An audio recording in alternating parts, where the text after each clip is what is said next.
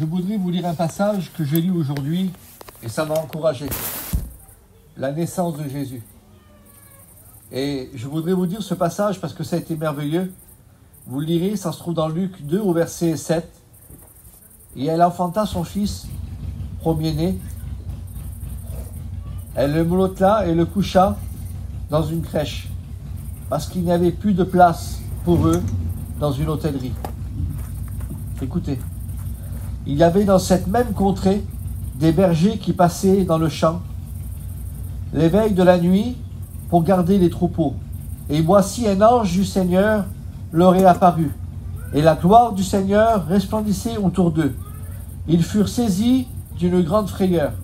Mais l'ange leur dit, « Ne craignez point, car je vous annonce une bonne nouvelle, qui sera pour tout le peuple le sujet d'une grande joie. C'est qu'un jour, dans la ville de David, il vous est né un sauveur, qui est le Christ, le Seigneur. Et voici à quel signe vous le reconnaîtrez. Vous trouverez un enfant émolotté et couché dans une crèche. » Et soudain, il se joignit à l'ange, et une multitude de l'armée céleste louait Dieu en disant « Gloire à Dieu dans les lieux très hauts, et paix sur terre parmi les hommes qu'il a agréés. » Lorsque les anges les eurent quittés pour retourner au ciel, les bergers se dirent les uns aux autres, « Allons jusqu'à Bethléem, et voyons ce qui est arrivé, ce que le Seigneur nous a fait connaître. » Amen. Amen. Pourquoi j'ai lu cette histoire? C'est que quand on regarde le récit de la parole de Dieu, quand Jésus est né, la Bible nous parle que Jésus a été né dans une crèche, dans un endroit. La Bible nous dit qu'il n'a pas été né dans un château, il n'a pas été né dans un endroit qui était, c'était pas n'importe qui, c'était le Fils de Dieu. Je ne sais pas pour vous, la naissance, elle aurait dû être dans un endroit fabuleux, quelque chose d'extraordinaire.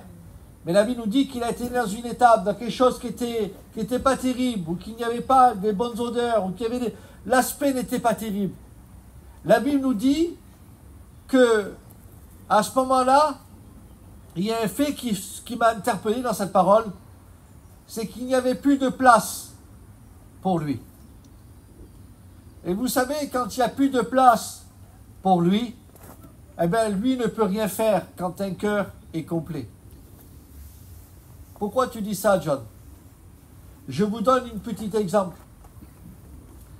Vous avez déjà pris votre voiture et vous êtes parti, par exemple, pour commission ou vous avez été quelque part. Et quand vous arrivez dans un parking, et vous arrivez dans le parking ou en sous-sol du parking, ça a dû t'arriver déjà, Sony, ça. Et tu sais que le parking, c'est marqué complet. Et tu es là, toi, tu tournes pendant des heures avec ton petit foyer pour essayer de trouver une petite place pour pouvoir te garer. À un moment, il y a la petite lumière verte qui est en train de clignoter. Et à ce moment-là, quand la lumière verte, chaque fois dans les parkings, c'est comme ça. Ça y est, c'est signal qu'on peut aller se garer, qu'il y a une place. Je suis en train de vous dire cette parole. C'est qu'aujourd'hui, il y a beaucoup de cœurs où c'est complet. Qu'il n'y a plus rien qui rentre dans le cœur. Vous savez, quand le cœur il est complet, un cœur qui est complet ne croit plus à la présence de Dieu.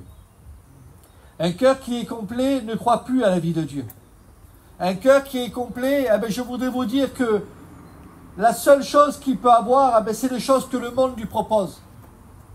Et vous le savez, je ne voudrais pas rémunérer qu'est-ce que le monde te propose, mais un cœur qui est complet, eh bien, c'est une personne qui ne cherche pas réellement que sa vie change. Pourquoi tu dis ça? Je voudrais te parler ce soir d'un personnage dans la parole de Dieu. Que lui, eh bien, son cœur, il était complet. Complet de méchanceté. Complet de colère. Et la Bible nous dit qu'il priait Dieu. Je ne sais pas, réalisez un petit peu. Tu pries Dieu et tu es rempli de colère et tu es rempli de méchanceté. La Bible nous dit que cet homme-là respirait la menace. Ça veut dire que quand on le voyait, sa respiration, c'était la menace. Mais la Bible nous dit que cet homme aussi, eh ben, dans sa vie qu'il était, eh ben, il priait Dieu. Il allait dans le temple, il chantait des cantiques, il élevait sa voix pour que les gens puissent l'écouter.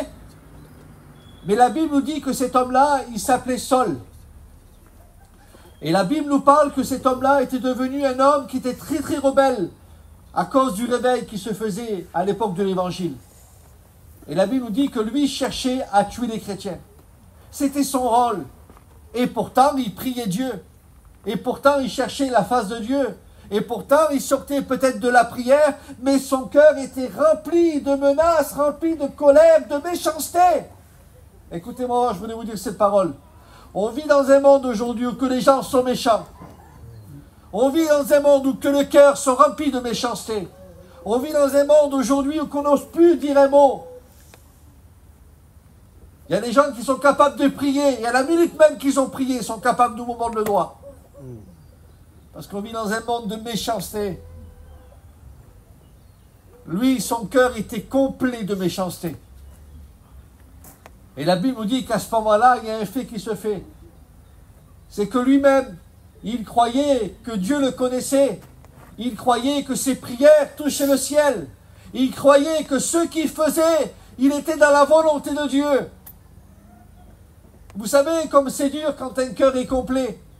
Un cœur qui est complet de méchanceté. Un cœur qui croit tout ce qu'il dit, tout ce qu'il vit. Allez lui dire que ce qu'il fait, ça ne va pas. Écoute-moi voir, je ne te juge pas ce soir. Mais je veux te dire cette parole. Si tu as de l'amertume dans ton cœur, si tu as de la colère, et qu'aujourd'hui tu te dis, je suis chrétien, je suis un enfant de Dieu, c'est pas vrai.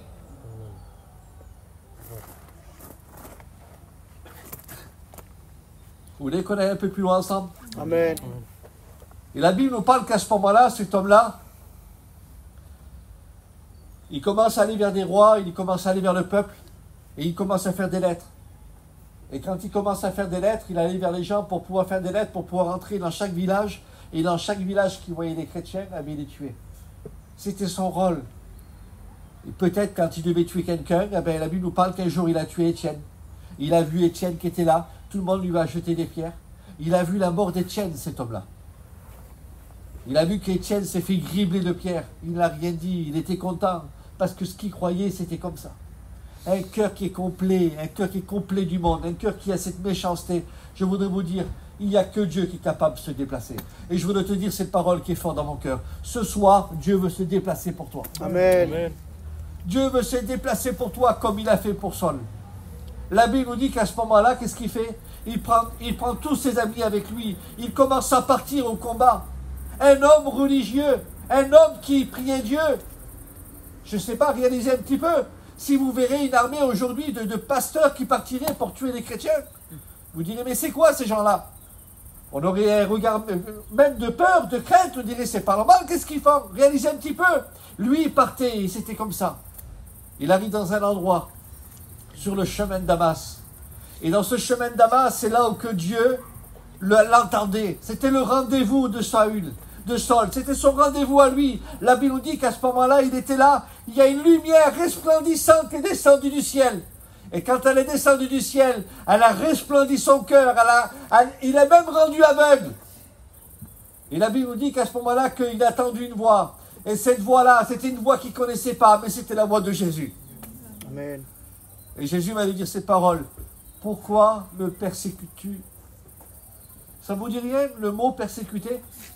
Ça voulait dire, pourquoi tu me fais tant de méchanceté? Pourquoi tu es rebelle? Pourquoi tu es rempli de haine? Pourquoi tu es rempli de cœur? Pourquoi aujourd'hui tu en veux à tes beaux-parents? Pourquoi aujourd'hui tu es là et tu n'essayes pas de faire la paix? Pourquoi aujourd'hui tu es là et c'est le divorce chez toi? Pourquoi aujourd'hui tu es rempli de colère, de méchanceté? Pourquoi tu me persécutes? Alors je le dis la vérité, à ce moment-là, lui ne comprend pas. Il entend le Dieu du ciel en train de lui parler. Et à ce moment-là, je voudrais vous dire cette parole. Vous savez, quand le ciel commence à se déplacer et qu'il commence à faire montrer sa lumière, écoutez le mot que je veux vous dire. Quand le ciel se déplace, c'est parce que Dieu veut transformer, Dieu veut aujourd'hui œuvrer dans ta vie. Écoute-moi, moi, je veux te dire, cette réunion, elle est pour toi ce soir. Le ciel va s'ouvrir pour que ton cœur change. Amen. La solution vient du ciel. Amen. Dieu. Elle ne vient pas des hommes, elle ne vient pas des pasteurs, elle vient du ciel. Amen.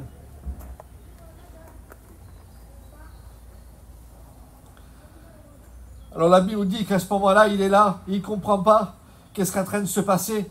Il ne comprend pas qu'il commence à recevoir la nouvelle naissance. Savez-vous qu'est-ce que c'est la nouvelle naissance? Quelqu'un qui est né de nouveau? Quelqu'un qui est né de nouveau, la Bible nous dit que c'est quelqu'un qui a fait demi-tour sur lui-même. Ça veut dire que quelqu'un qui est nouveau, c'est pas parce qu'il chante des cantiques, quelqu'un qui est né de nouveau. C'est pas parce qu'il parle bien, quelqu'un qui est né de nouveau.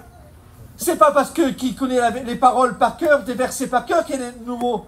Quelqu'un qui est né de nouveau, il n'a pas de méchanceté. Quelqu'un qui est né de nouveau, il est rempli d'amour. Quelqu'un qui est né de nouveau, il vit pour Dieu, il dépend de Dieu. Amen. Parce qu'il est né de nouveau. Son regard, ce n'est plus le même. Vous avez vu quelqu'un qui est né de nouveau au milieu de chez vous? La première chose que vous regardez, c'est ses yeux. C'est pas possible, il n'a plus le même regard. La première chose que vous allez regarder, la deuxième chose, c'est son langage. Il ne parle plus pareil qu'avant. La troisième chose, c'est sa marche. Vous voyez qu'il ne marche plus pareil. Il n'a plus la même réaction, le même comportement, parce qu'il est né de nouveau. Et ici, dans le cœur, toute la méchanceté est partie. Écoute, je veux te dire cette parole. Ce n'est pas ceux qui chantent bien, qui prêchent bien, qui rentrent au ciel. C'est ceux qui sont nés de nouveau. Amen. Et il faut que tu nais de nouveau ce soir. Il faut que tu reçois la nouvelle naissance. Cette nouvelle naissance, elle n'est pas donnée par des pasteurs, elle est donnée par le ciel. Et c'est Jésus qui te la donne.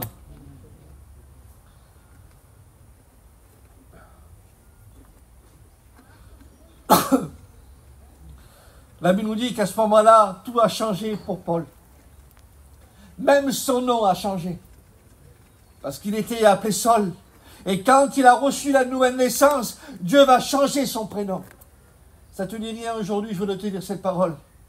Aujourd'hui, tu as peut-être un nom à toi qui t'a été donné. Quand les gens te voient, ils t'appellent comme ça. Elle, c'est la colérique. Elle, il ne faut rien lui dire. Eh bien, à chaque fois, elle dit un mot et c'est une guerre. Peut-être les gens t'appellent à toi aujourd'hui alcoolique. Les gens, quand ils te voient, ils ne veulent pas rester auprès de toi. Mais je veux te dire ce soir que Dieu va changer ton nom. Amen. C'est fini la renommée que tu as dans le monde. C'est fini aujourd'hui le regard que les gens ont posé sur toi. Pourquoi? Parce que ton cœur va être délivré, changé, transformé par la puissance de Dieu. Et Dieu est capable de tout. Dieu est capable de tout. La Bible nous dit que quand il a commencé, il se retrouve aveugle. Et quand il se retrouve aveugle, la seule chose qu'il a, le seul désir qu'il a, c'est que le cœur n'est plus pareil. Il n'a plus de méchanceté. Il est rempli d'amour. Et la seule chose qu'il veut faire, c'est l'œuvre de Dieu. La seule chose qu'il veut faire, c'est de prier le véritable Dieu. La seule chose qu'il veut faire, c'est qu'il commence à rentrer en lui-même. Vous savez, je voudrais vous dire cette parole. Quand on reçoit la nouvelle naissance, on rentre en nous-mêmes. Et on voit des choses qui ne correspondent pas.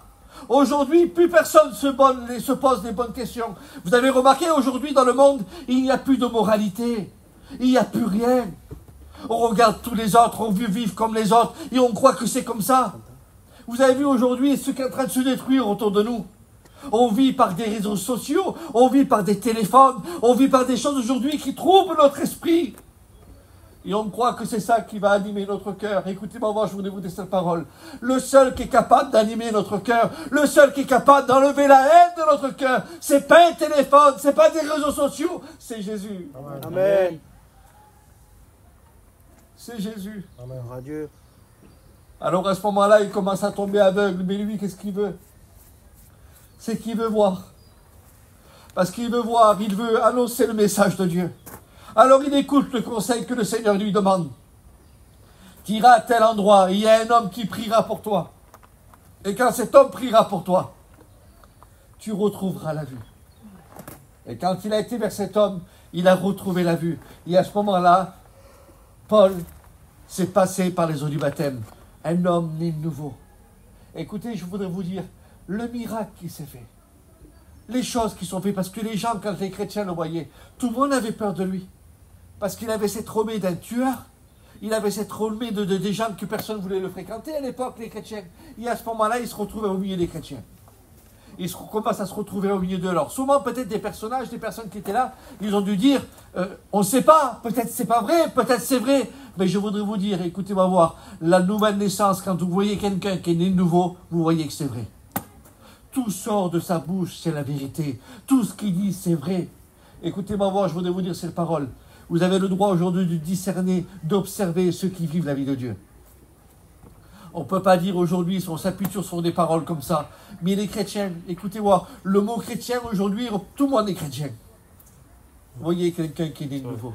On a besoin aujourd'hui de voir des personnes qui sont nées de nouveau. Parce que dans le ciel, c'est les nouveaux qui rentreront.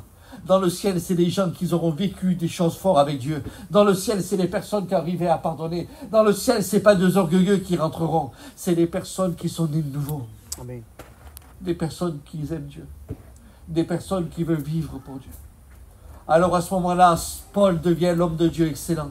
L'homme qui n'a plus de menaces. L'homme qui n'a plus de colère. Vous ne voyez pas qu'est-ce que la nouvelle naissance peut produire dans un cœur? Plus de colère. Ça fait combien d'années aujourd'hui que tu vis avec la colère? Écoute-moi voir le mot que je vais te dire. Tu es peut-être chrétien aujourd'hui. Et tu as encore de la colère dans ton cœur. Mais Dieu peut t'en délivrer. Dieu peut te délivrer. C'est pas parce que tu n'as pas eu raison. Il y a une parole que je dis souvent de fois. Je préfère avoir la paix qu'avoir raison. C'est vrai. Amen. Je préfère avoir la paix qu'avoir raison. Aujourd'hui, tu as peut-être raison, mais tu n'as pas la paix. Et la paix, et laisse tomber ta raison. Écoute, je voudrais te dire ce mot fort qui est dans mon cœur. Dieu veut œuvrer ce soir chez toi. Dieu veut faire de toi une nouvelle personne. Écoute, il y a peut-être personne qui mise sur toi aujourd'hui. Tu es venu à la réunion, tu as été attiré à venir ici. Et je voulais te dire, qu'est-ce que Dieu me dit de te dire? C'est que personne mise sur toi. Mais si tu verrais la valeur que tu as aux yeux de Dieu, si tu verrais comme le Seigneur t'aime, si tu verrais qu'est-ce que Dieu serait capable de faire si toi tu dis oui. Écoute-moi, je veux te dire cette parole. Il n'y a que lui qui te rendra parfait. Amen. Ce n'est pas une réunion qui va te rendre parfait. C'est le sang de Jésus qui va te délivrer. C'est lui qui va te rendre aujourd'hui capable de dire au péché, de dire non. Il n'y a que lui qui sera capable de dire à ta cigarette, non, je ne la fumerai pas. Il n'y a que lui qui est capable de dire, non, je n'irai pas vers un tel, non, je n'irai pas. Il n'y a que lui qui est capable de te dire, va pardonner. Il n'y a que lui qui est capable de dire aujourd'hui, mon cœur, je veux qu'il soit rempli d'amour. Il n'y a que lui qui est capable de le faire.